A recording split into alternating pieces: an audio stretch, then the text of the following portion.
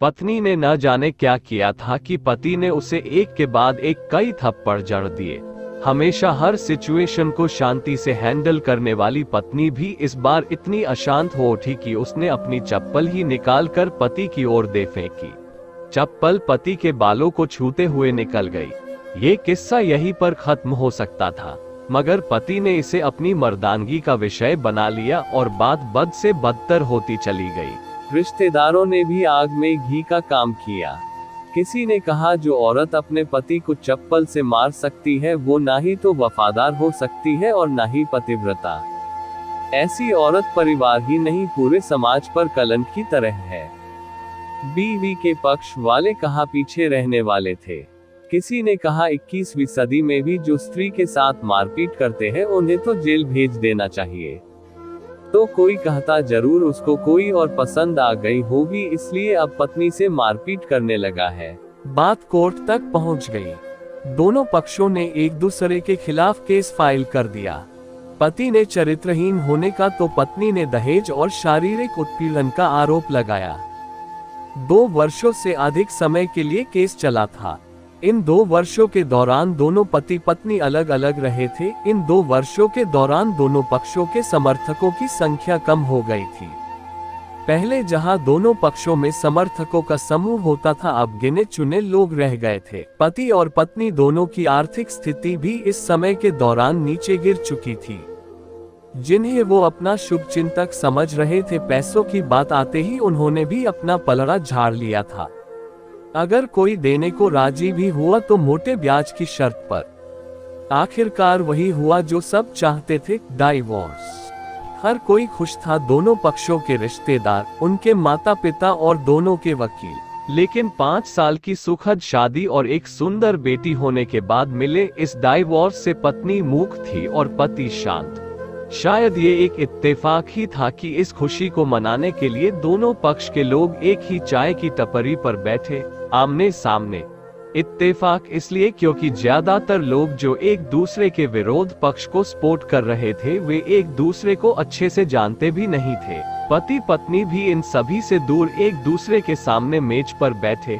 पत्नी ने पति से कहा, अब तो खुश होगे ना, तुम्हारे मन की जो हुई है, मुबारक हो, तुम भी तो आज जीत गई हो। मुझसे तलाक तो तुम्हें भी मिल गया है, कॉन्ग्रेचुलेशंस टू यू टू। पति ने कहा, तलाक को तुम जीत का प्रतीक समझते हो? पत्नी ने पूछा। पति चुप रहा।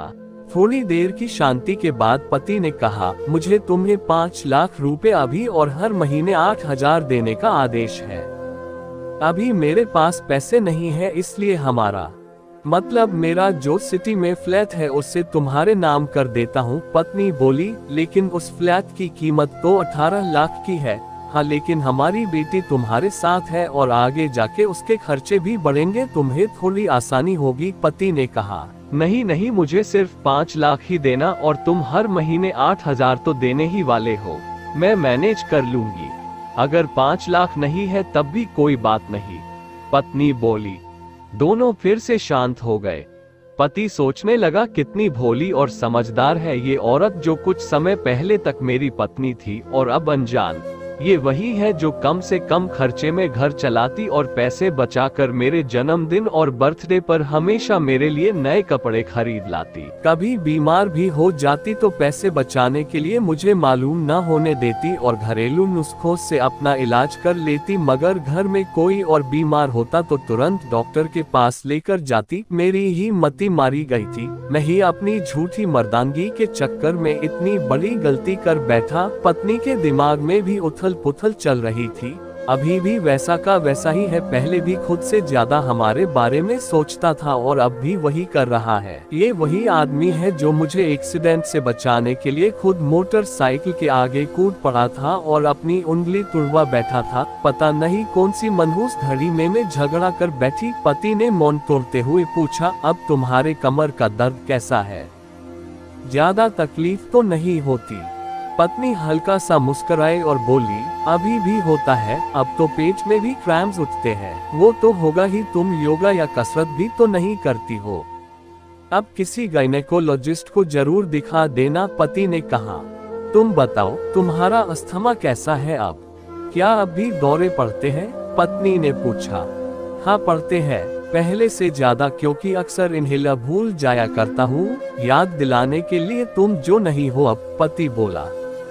पत्नी के आंखों में आंसू आ गए। वो बोली, तुम्हें मेरे चरित्र पर सवाल नहीं उठाने चाहिए थे, तो ये परिस्थिति आती ही नहीं। हाँ मैं जानता हूँ तुम बहुत अच्छी हो, मुझसे गलती हो गई, बहुत बड़ी गलती। मैं लोगों के बहकावे में आ गया था, पति बोला।